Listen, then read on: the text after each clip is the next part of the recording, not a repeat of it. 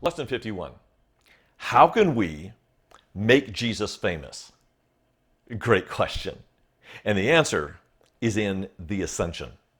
For this question, we're going to have to move beyond the boundaries of the four Gospels into the book of Acts, which think of it as Gospel Part 2. Part 1 is the life of Jesus, Matthew, Mark, Luke, and John. He is clearly the hero of the Gospels. When you come to the book of Acts, however, the hero changes. Oh, it's still Jesus, but the way we encounter him is not incarnationally, but through the Holy Spirit that has been given. In fact, little fun fact, the title Acts is a common title for books of the first century. They were hero narratives, like the Acts of Paul and Thecla, the Acts of Dionysius, the Acts of, and whatever follows the word Acts, that's the hero of the book. There is nothing that follows Acts. It's just Acts, because our hero is so pervasive, so massive, so important, he doesn't even need to be named. The book of Acts is all about how the Holy Spirit completed the mission and ministry of Jesus. So when we ask this question, how can we make Jesus famous? It's really not up to us. It is up to the Holy Spirit through us. And as you read the pages of the book of Acts, we find some heroes of our faith like Peter or like Paul. But what you'll notice is no one did anything of substance or significance except by the prompting, directing, call, and guidance of the Holy Spirit. And the watershed moment between the Gospels, where Jesus is our hero, and the book of Acts and the rest of the epistles, where the Holy Spirit is our hero and guide, is this moment in Acts chapter 1, verses 9 through 11. Here's how it reads. And when he had said these things, as they were looking on, he was lifted up, and a cloud took him out of their sight. And while they were gazing into heaven as he went, behold, two men stood by them in white robes.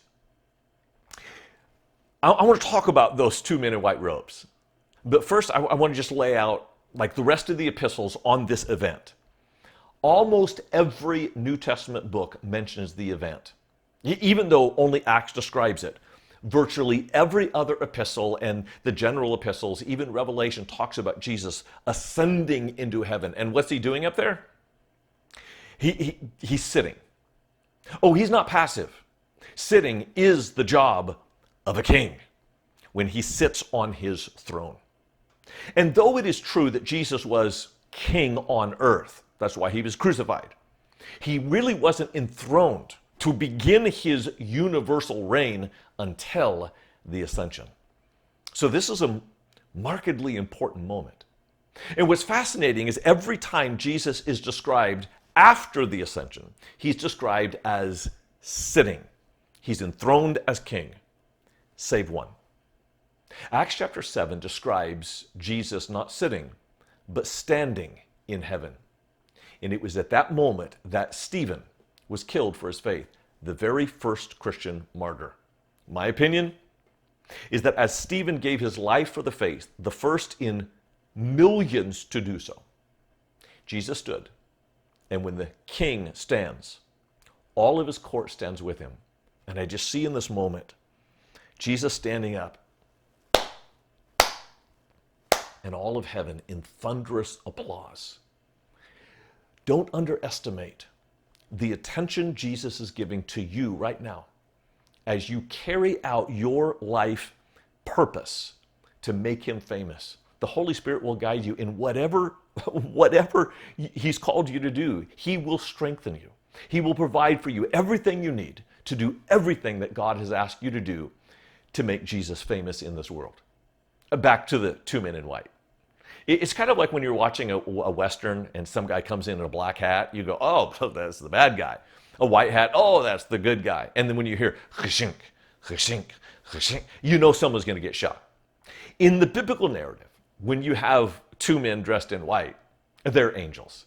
And honestly, I feel sorry for these guys because this is Jesus' homecoming and they're missing it because I don't know if they were naughty or what, but they're sent down to earth. And to make matters worse, Every time an angel comes to earth, it's like, ta-da, and everyone falls down as though dead. And in fact, almost every time, the first thing an angel says is, do not be afraid, because they're intimidating.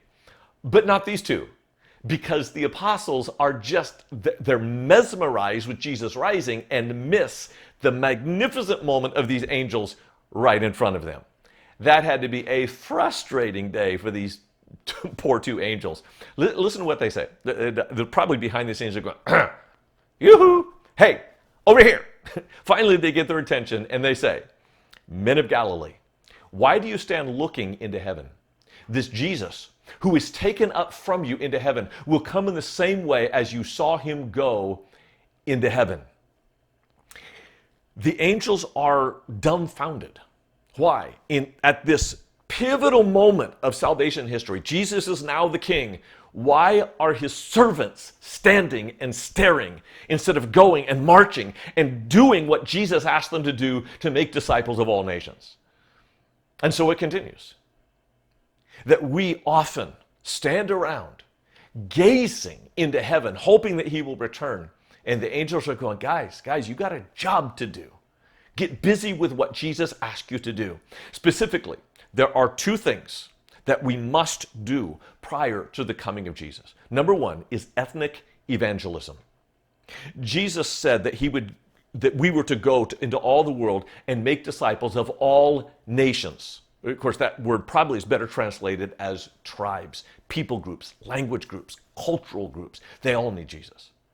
And as the book of Acts unfolds, particularly chapter 6 through 10, you see what lengths God went to get his people to tell other people about Jesus who were different from them. That is our task.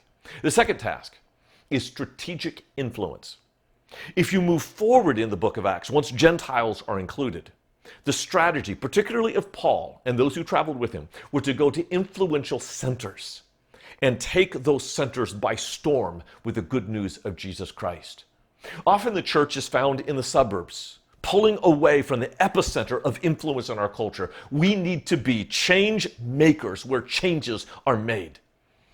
I know it takes boldness to do that, but with the Holy Spirit, our hero, there is no barrier for us to proclaim the gospel, to influence culture, to make a difference in this world for Jesus Christ. Do not be distracted with lesser things, with entertainment and politics and culture wars. We're above that because our King is seated at the right hand of God.